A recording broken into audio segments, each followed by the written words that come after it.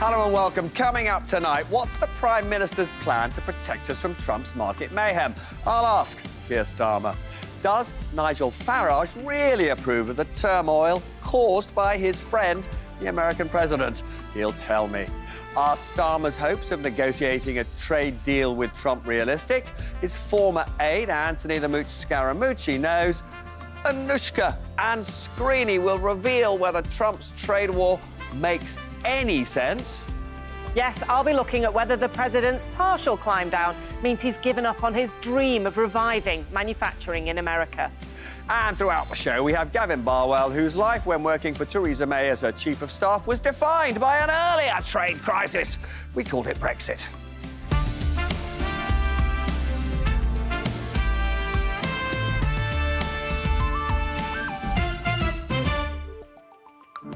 Watcher, in the week since Donald Trump announced the highest tariffs since those of the 1930s Great Depression, stock markets have tumbled across the world. And against what Trump expected and hoped, the price of US government debt has plummeted, which means that the interest rate the American government pays to borrow has soared.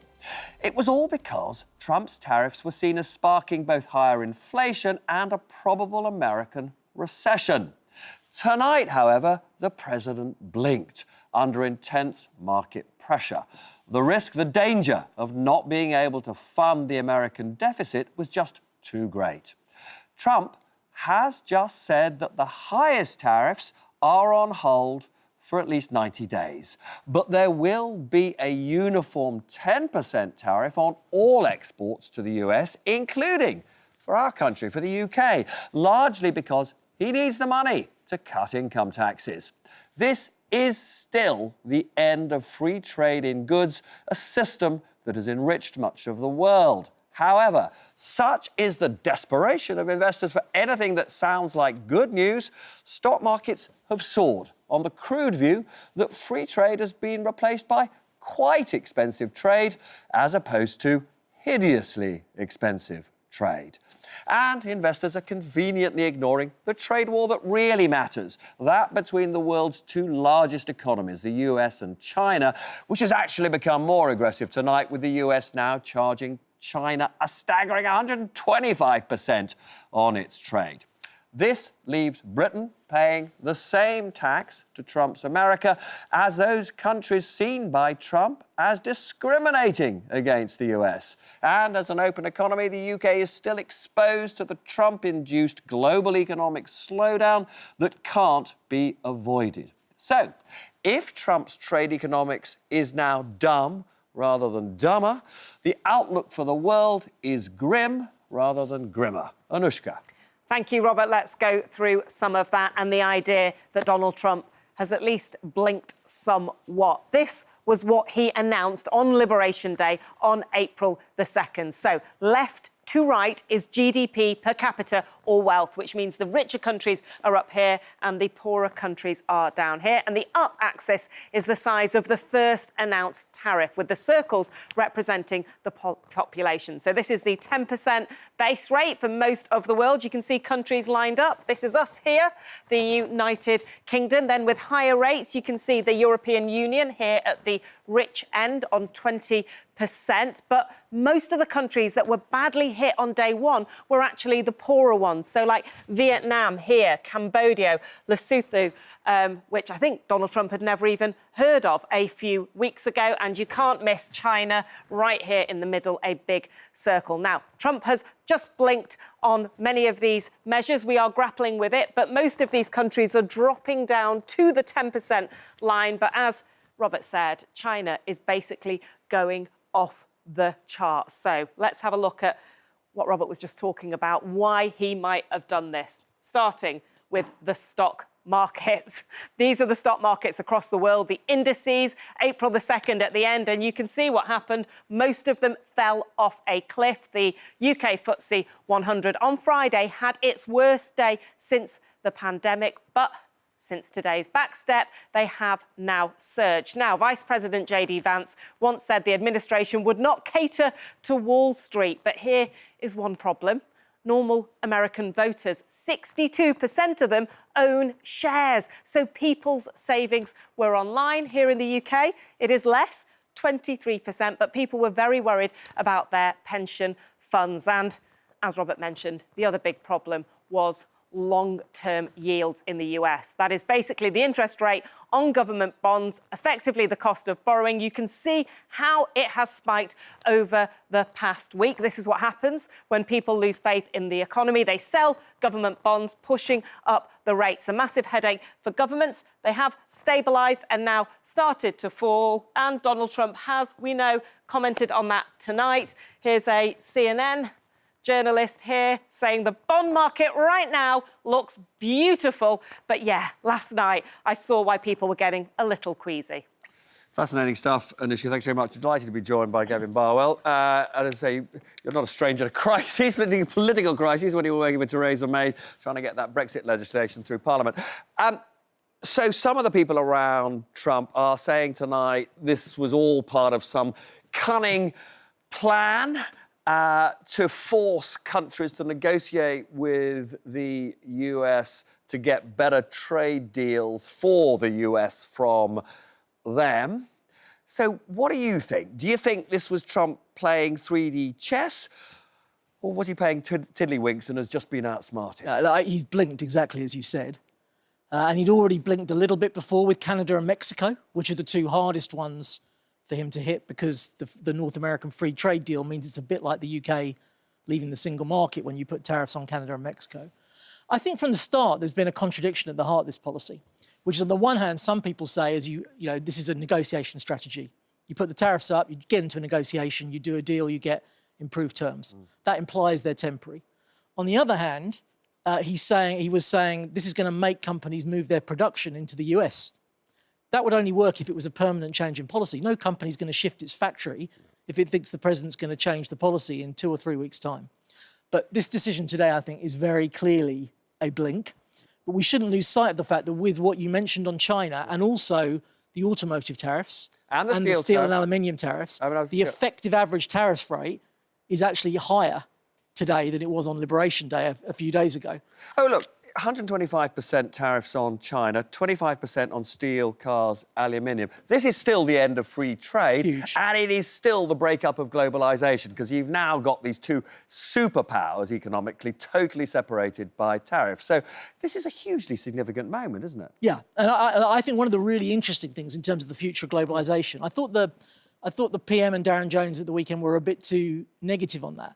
Because I think one of the interesting things to watch is whether other major economies in the world begin to liberalise further amongst themselves to try and mitigate some of the damage that the US is doing to their trading relationship. Now, look, Gavin, there's tons more actually related to what we've just said that we can pick up on in a minute, because I have actually done an interview with the Prime Minister today, and guess what?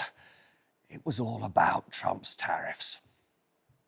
Prime Minister, very good to see you. We are in a fully fledged global financial crisis. Stock market's falling, US bond prices tumbling. Recession is baked in, say investors. Are you and the Chancellor in touch with the Bank of England to provide the measures that will support the economy, support British people? Well, the approach we've taken is to be calm, to be pragmatic. The Chancellor speaks to the Bank of England all the time. That's common practice. But also to recognise that stability is hugely important. The fiscal rules were put in for a purpose. They're ironclad.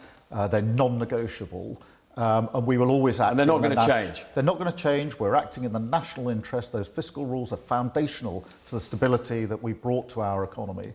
So we go ahead in that calm way. Obviously, we're talking to the US to see what we can do to mitigate the situation. We're talking to the industries and the sectors most affected, and we're turbocharging what we can do in our own economy. And that's why you saw the announcement earlier this week in relation to Z mandates and what we're doing on life sciences. That's the approach we're taking, and of course working with others to see where we can lower trade barriers around the world. But calm, pragmatic, and being absolutely clear that the framework for stability we put in place, that stays in place, because that's crucially important. So much to talk about today. You're talking about stability at home, but instability has been caused by Donald Trump's tariffs. especially the 104% levy on China. Would you like to take the opportunity now to say to him, change course, drop those tariffs? Well, I'm not going to engage in megaphone diplomacy through the media, but I mean, I've been clear throughout that a trade war is in nobody's interest, and that's why we have not gone sort of both feet in for retaliatory measures straight away. We're taking the preparatory measures to make sure all options are on the table.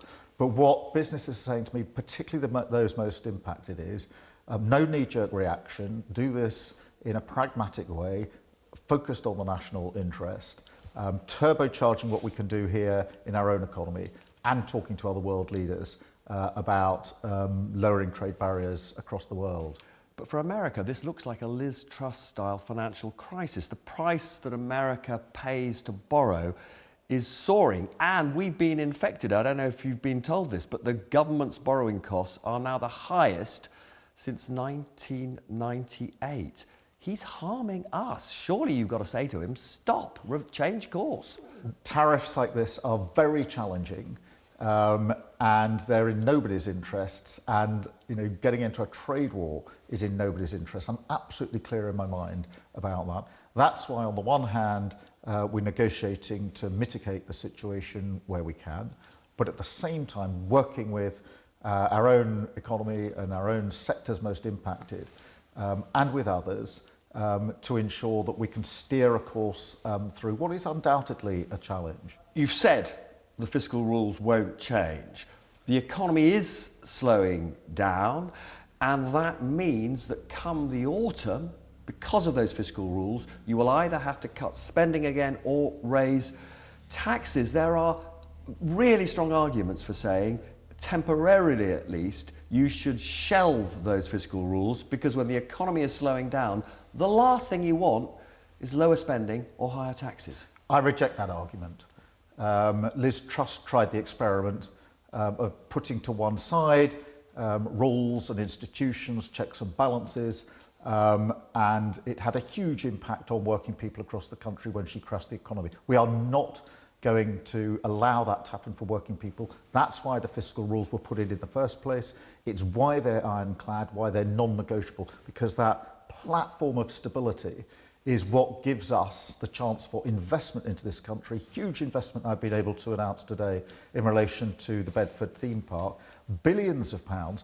That only comes because we've created the conditions of stability, and the fiscal rules are part of that. So, lenders to the UK may well take comfort from that, but it does mean that there is a very good chance that in the autumn, taxes may have to go up, public spending may have to be cut. Can you give assurances to British people that their taxes for ordinary working people will not rise? Well, I don't accept this proposition that it is inevitable that things will happen in 6 months' time. Our job is to make sure that we stabilise the economy and grow the economy. And every time there's a budget, we go through for months beforehand, this question of, will taxes go up? Will there be more spending? We had it at the last budget. We're very clear about our rules then. We just had it with the spring statement, very clear about our rules. I'm very clear about the rules we've got. Those fiscal rules are here for a purpose. They're here to stay. And my job and the Chancellor's job is to grow our economy, to create the conditions to take the necessary decisions at the budget. Now, you have said very publicly that the world has changed. Give me, as succinctly as you can, what you think that means in terms of the global economy. What I mean by that is that the changes to tariffs and other measures that the President has taken, to my mind, are not a phase, a passing phase. They're here to stay. They're here to stay. They usher in a new, they may vary in their rates, etc. And obviously, we will try to mitigate the impact of that. Do we have to live with the 10% forever? You're obviously keen to get the 25% on cars and steel down, but is the 10% permanent? Well, look, I don't know. We are negotiating and we hope to improve the situation. But what I mean by this is that simply thinking that any change in the rates or any deals is going to be enough, to my mind, is wrong, because just as we've done with defence and security, where we've recognised it's a changing world, we've got to step up and act differently, in that case with defence spend, coordinating better across Europe, so too with trade and the economy. We are actually, there's a changing world, we're entering a new era, we have to think and behave in a way that reflects that. And that's why we've turbocharged what we're doing on the economy. That's why we're talking to other countries about lowering trade barriers. Now, you have had a flurry of announcements this week, changing the rules for manufacturers of electric vehicles so that they're under less pressure to switch from diesel and petrol to electric vehicles. This ambitious deal to exploit really valuable health data with Welcome. Today's announcement here about this ambitious universal theme park. These are all important, but they're not a brand new industrial strategy. So when are we going to get something powerful, comprehensive, coherent to make us a faster growing, more competitive economy? Well, across each of the sectors, that's precisely what we're doing in partnership with business. And the announcement we made on the Z mandate, on life sciences and clinical trials, they're a down payment for the sort of measures that we'll be taking in those sectors and other sectors. Don't underestimate. But you accept this is, some of this stuff would have happened anyway. This is not the new approach yet, is it? Don't underestimate the significance of today's announcement. That's billions of pounds into our economy. Not underestimating any of it, but what I'm saying is you need to be bolder. You need to be more ambitious. We want to go further and faster. What you'll notice from the decision today is that Universal are saying it's because we were able to act quickly. The negotiations for the announcement today, in earnest, only began in the autumn, and here we are making the announcement. That's the sort of change that we need to bring about, knocking out the barriers, getting on with the decisions. What we're doing on planning and infrastructure, hugely important, because that means that housing and infrastructure projects across the country can be done more quickly, at speed, and that means more announcements like the announcement today, which is going to be reflected in tens of thousands of jobs in Bedford and Bedfordshire, billions of pounds into our economy, and careers for many of the people living and working in this area. So frustratingly, we were almost out of time. So much more I would want to ask. One last question, though. Look, President Trump accepts that we have balanced trade with his country, and yet he has still hit us with 10% tariffs across the board, 25% on steel and cars. In 2020, you chatted to my colleague Paul Brown on an ITV podcast, and he asked you, President Trump or President Putin, which one will you choose? You said, neither. That's a choice nobody should have to make. Let's change them both. Back then, you were right, weren't you? Well, I don't get to choose the president of any other country.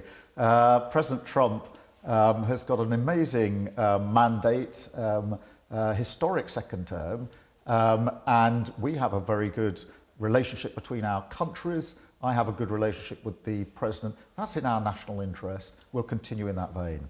Prime Minister, as always, very good to see you. Thank you.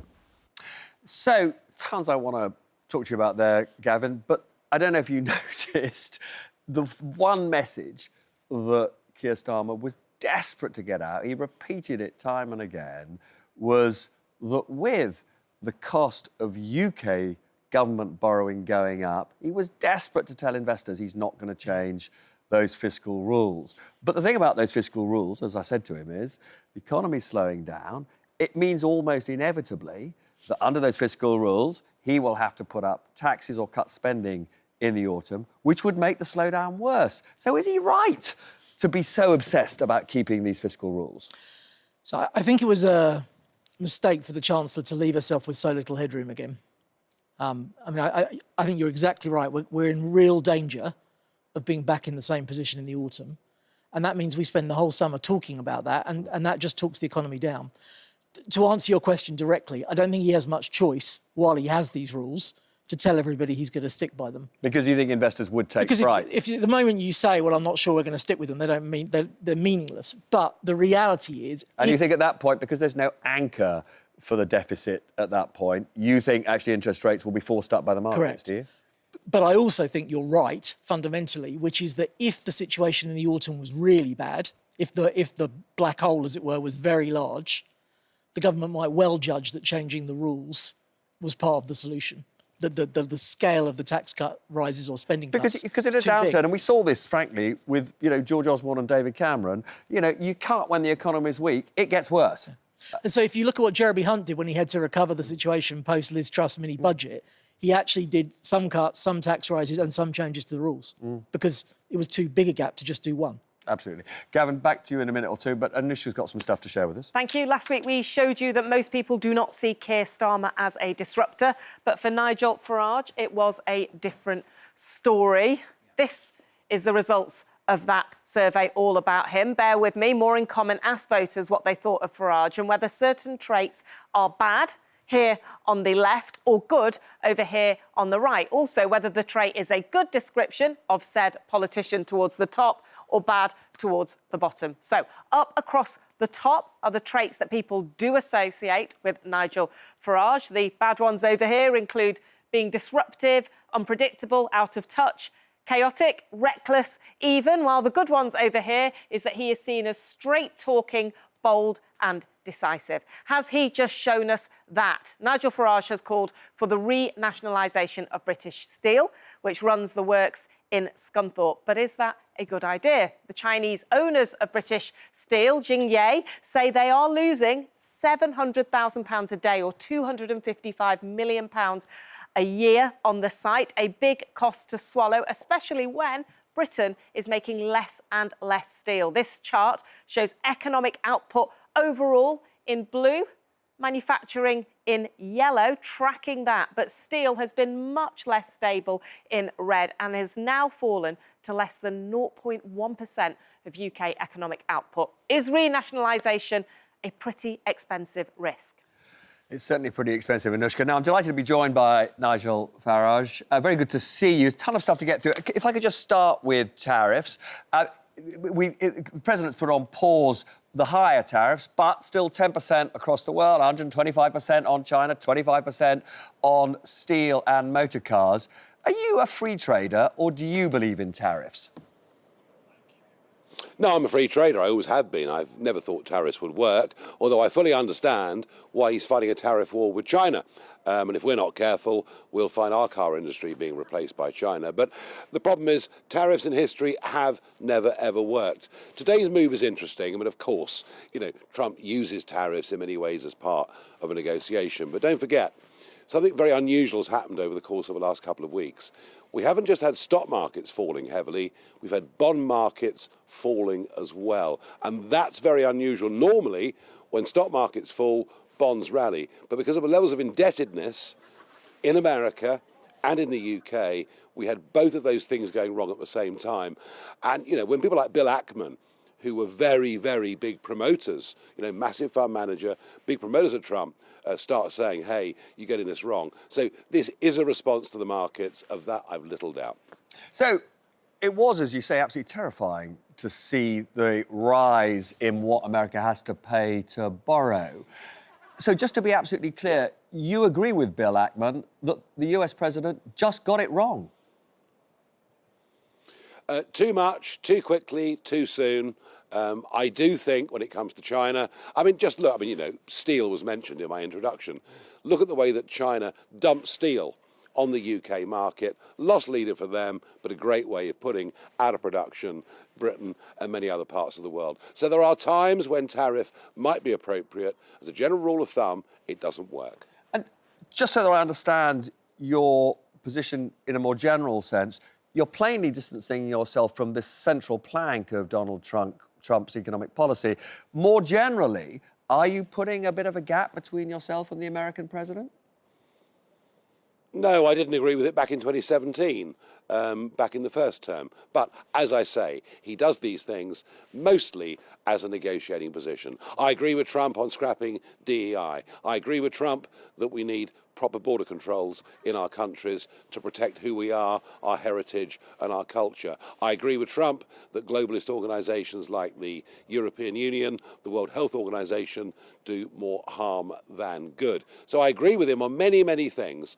Tariff, I've never agreed on. And can I just find, we're going to go to the break in a second. This is a quick yes or no, because I'm then going to want to talk to you in more detail about steel in general. We have seen our steel industry collapse.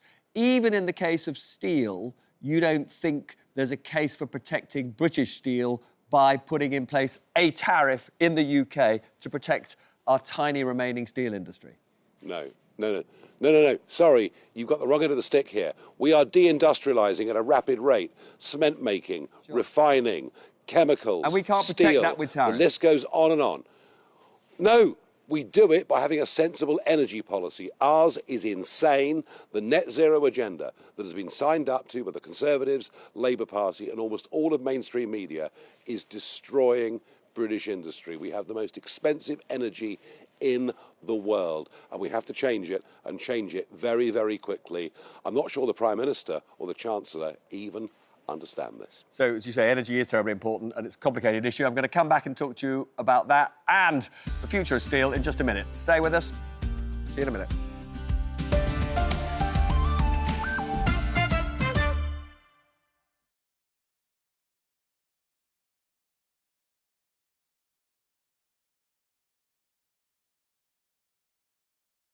Welcome to the break. #Peston. I'm delighted that Anthony Scaramucci is with us, and we're going to talk about this extraordinary civil war within the court of Donald Trump between Pete Navarro and Elon Musk. I mean, there's so many amazing quotes that we've had. Pete Navarro accusing Elon Musk of, in respect of Elon Musk's criticism of the tariff policy, that he's simply protecting his own interests.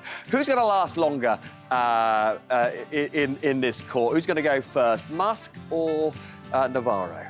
Yeah, I mean, Musk is going to go first because Musk is smarter than Navarro by like 10 quantums. I mean, he'll be out of there. I think. Remember, the attack on Navarro is also a subtle attack on Trump, because Trump and Navarro have the same view. So when Navarro is being told that he's dumber than a sack of bricks, it's also Elon saying, hey, Donald Trump, this tariff policy is insane. And by the way, I just want to point out to people that Elon Musk helped to elect a man that lost him $100 billion. Let me just do the Dr. Evil thing for a second, Robert. Lost him $100 billion. Okay, so, you know, it's got to be upsetting to Elon Musk. Yeah, I mean, many of us wonder how on earth Elon Musk will ever get that money back, given the way that Musk is wrecking almost every industry you can think of. Why is somebody like Scott Besson? I mean, I saw Scott Besson in an interview today. He plainly, absolutely hates this tariff policy. How come Scott Besson hasn't quit? Well, I think he thinks it's reputationally embarrassing. I think what happens is you go through this cognitive dissonance when you work for Trump. You're like, okay, well, he's nuts. I'm going to be here to try to protect people from his insanity. And then you get to the point where you realize Trump is uncontrollable, and then you start leaving. I guess the real question for Besant and Musk is, you know, there were 45 of us that told you how dangerous this man was and not to work for him, and that the same thing that happened to all of us would end up happening to you, and now those things are happening. You know, Navarro's a different case. He's as dumb as Trump, so Musk is correct about that, and I do appreciate that Musk apologized to the bag of bricks by drawing the comparison, because the bricks are obviously infinitely smarter than Navarro and Trump. But you know, listen, I mean, this is, you know, Besant will probably have to leave. At some point, Lutnick will leave, even though Lutnick is more of a cultist. I think people realize that his arrogance is not helping the Trump administration. And just finally, how damaged will Trump be by this?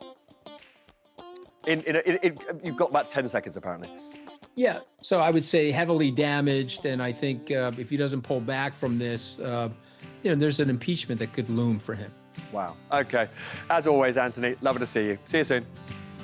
Good to be here.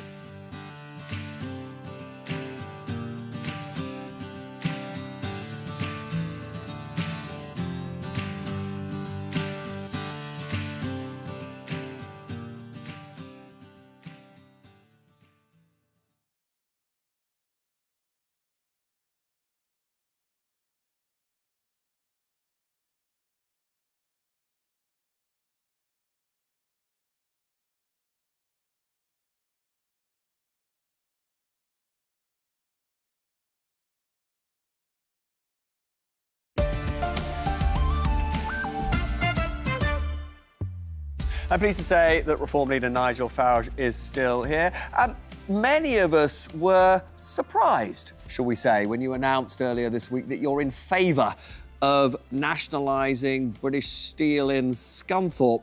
I mean, I always thought you were on the right of the centre. You're not a socialist, are you? No, although, given what Keir Starmer's been saying lately, he sounds way to the right of the Conservative Party, so surprising things can happen. The difference is, I've been consistent on this. I've been warning very publicly ever since the Chinese, Jinghe, bought British Steel. I've been saying from the start, they bought it to close it down. It was very obvious to me what was going on. And I have to say, if by the end of this week, if by Friday, orders have not gone in for coking coal and for iron ore pellets, then by the middle of May, we will become the only country in the G20 that is not a producer of primary steel. And so I take the view, and particularly given we're going to increase spending on defence, the world's a very uncertain place. You already in this programme have talked with the Prime Minister about this big new theme adventure park that's going to be built in Bedfordshire. I mean, that's going to need tens of thousands of tonnes of steel. We should be producing that here in our country, consuming it, using it, procuring it in our country. Steel is a vital strategic national asset. So I've gone for nationalisation because if we don't get a deal of any kind at all by Friday, it's the end of steel production in Britain. It's the end of us, literally the end of us as an industrial nation. So let's nationalise it. But you pointed out we don't have a competitive advantage in steel. We are absolutely world class in services. You made your money in services. This company is losing £700,000 a day. Are you sure this is a good use of taxpayers? Are you sure this is a good use of taxpayers' money? Jinghe wanted this to fail. They didn't buy it for economic reasons. They bought it to close it down. So that China becomes ever more important. Why did they buy it? Are you sure this isn't some mad conspiracy theory? China wants to take the world over and dominate the world in every way that it can. I have no doubt that Jinghe were a bad actor from day one. I publicly said the Conservative Party should not have let them buy it. And here's the point. The reason that Grangemouth is closing, the reason I said before the break that all of our main industries are going, is because our energy costs are 5 times that. I mean, can you believe that? 5 times what they are in the USA.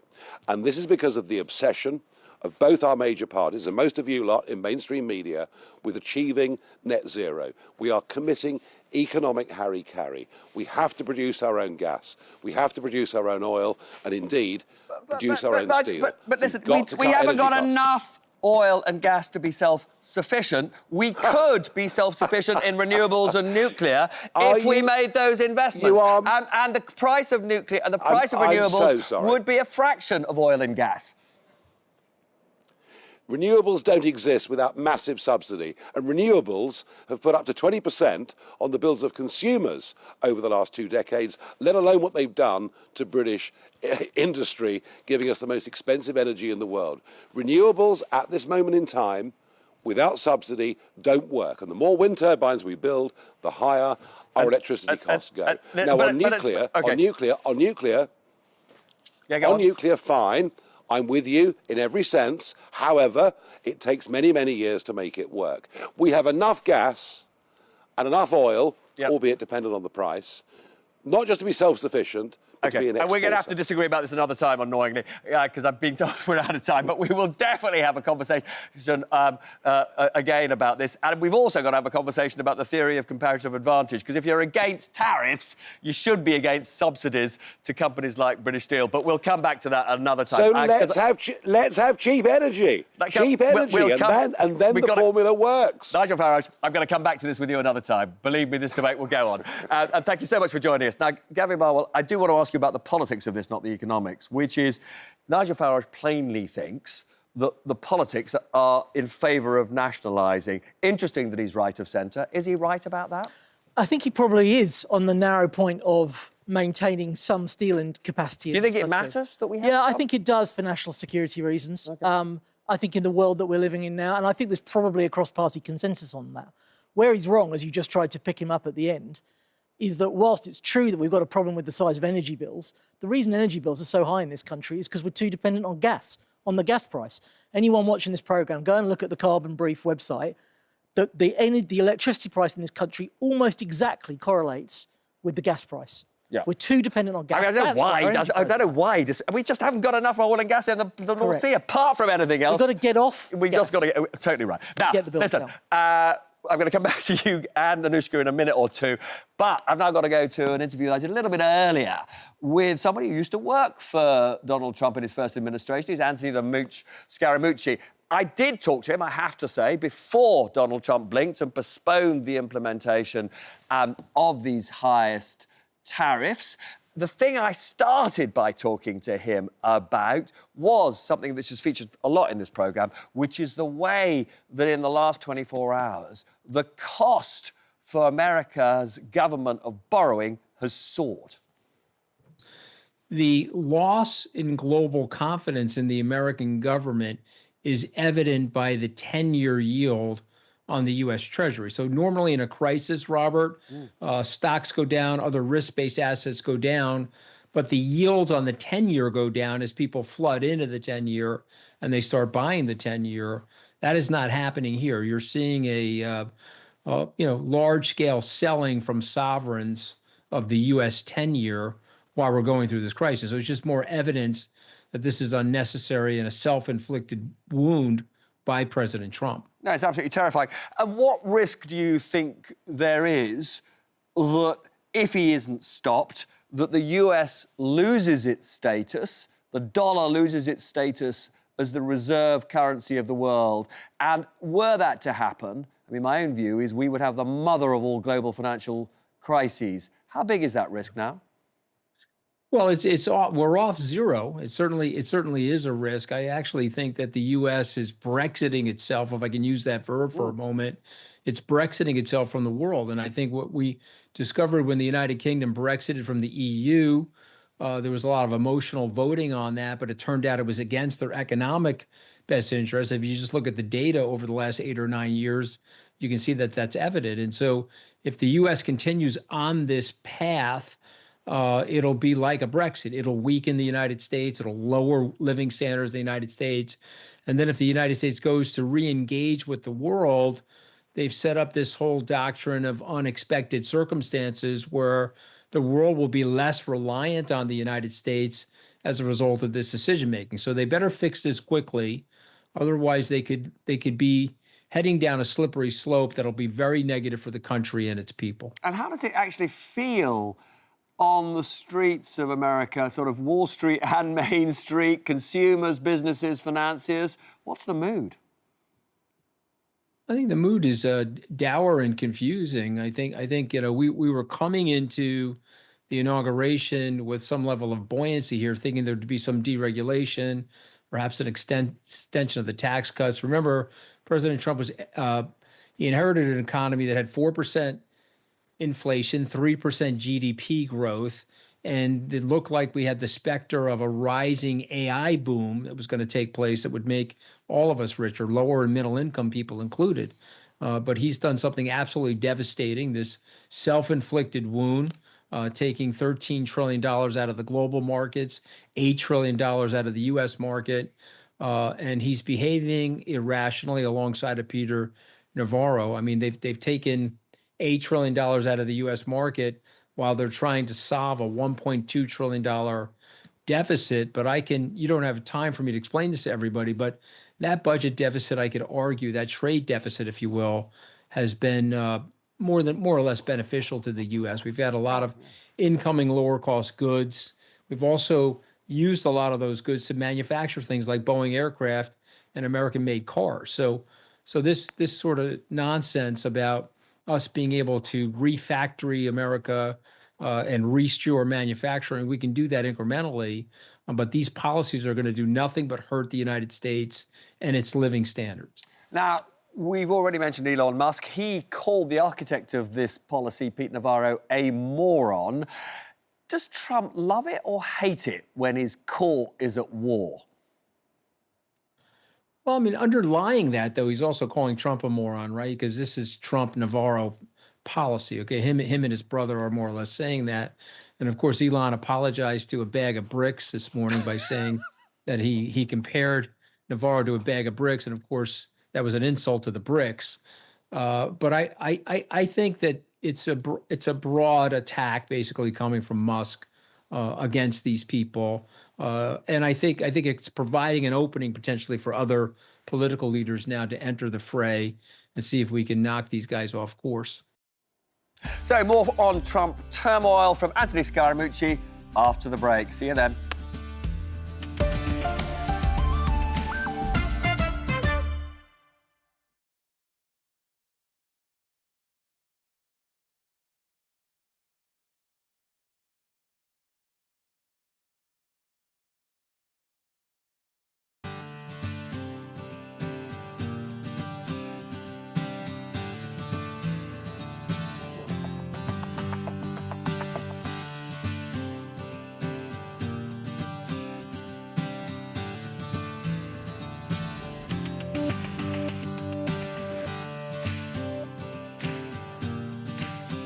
Hello, welcome to the Twitter break. We're talking about something you know well, crisis comms. You were Theresa May's chief of staff during the Brexit crisis. I was. In 2019. So I just want to talk about crises. Give us your top tips. 3 top tips for how you deal with a crisis. So I think it depends what the nature of the crisis is.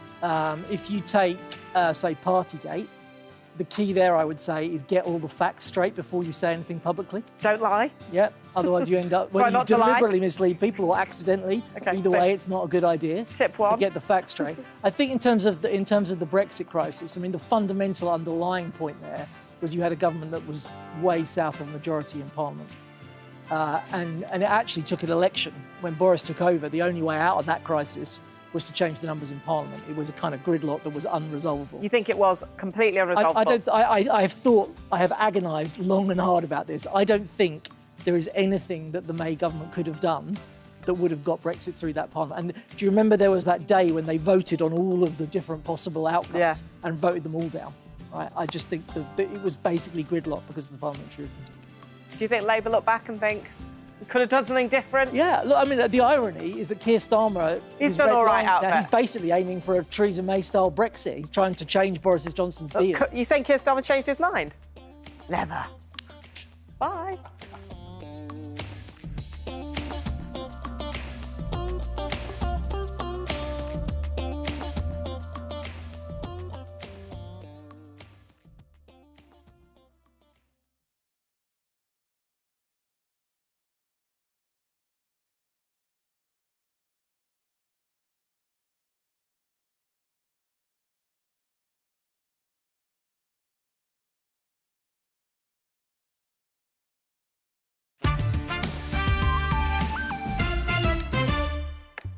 Welcome back now. Before part 2 of my interview with Anthony Scaramucci, Anushka's got some stuff to share with us.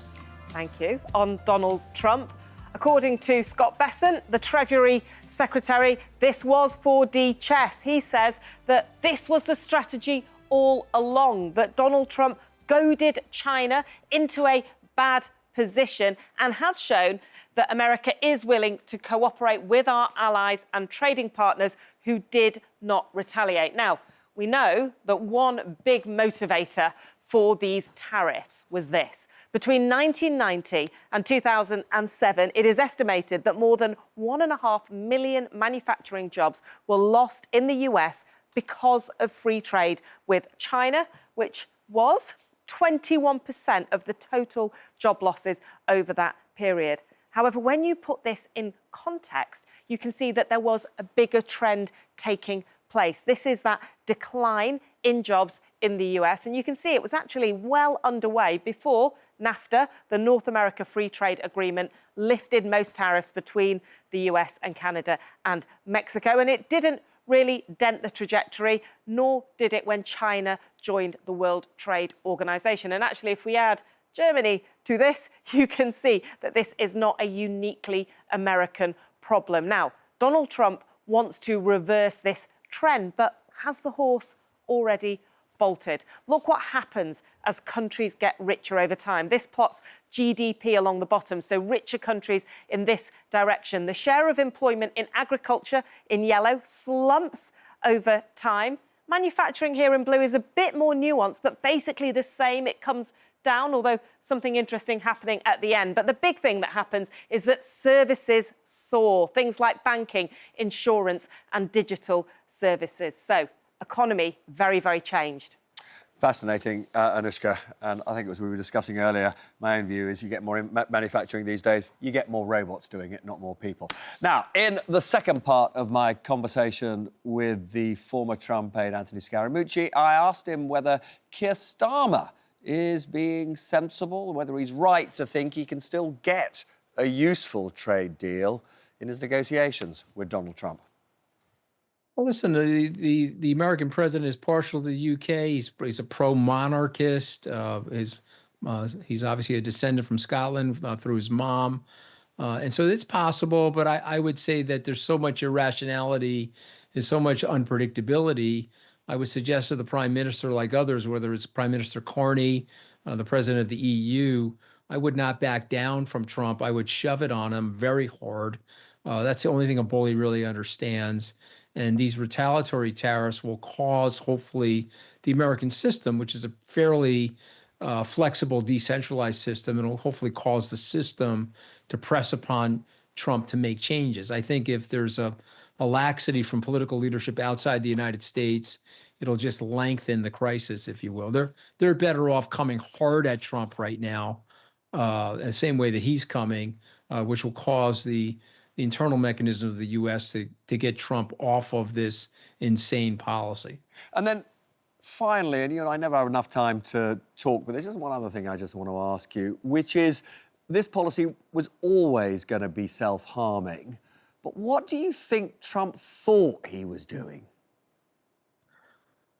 Well, I think he actually believes that he's a 19th century Prussian authoritarian and that he could just through dictum change or reshore manufacturing in the U.S. He's got a very large group of people believing that the EU was created to rip off the U.S., which of course it wasn't, and other such nonsense that he's spilling. You know, he told people that there were 243% tariffs on dairy products being shipped from Vermont into Canada. The tariff on those products is actually zero. So there's a tremendous amount of misinformation, but he does believe that these tariffs are a good thing.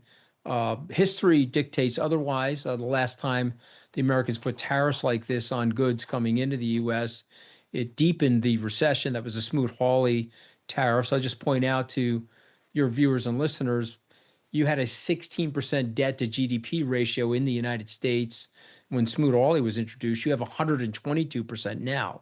So there's no economic rationalist. There's no smart person. Scott Bessent, trust me, he's beside this, the Secretary of the Treasury. I think he's extremely frustrated about how little sense this makes economically. So hopefully there'll be a showdown inside the White House and a showdown inside the American government that forces us away from these immature and frankly unhinged policies.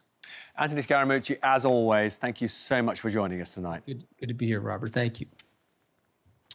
Well, tons to chew over, but actually, Anushka, you're going to change the subject slightly for us, aren't you? Yeah, just slightly. I did an interview with the Work and Pensions Secretary, Liz Kendall, today. She talked about redoubling efforts to reform welfare after the economic chaos that we've seen from America. Although, interestingly, and I can come and talk to you about this, Gavin, she was talking about, you know, redoubling efforts to get people back into work. But I also asked her 3 times, given this situation, given what the Prime Minister said to Robert today, do you think they're going to come back for more money from welfare in June?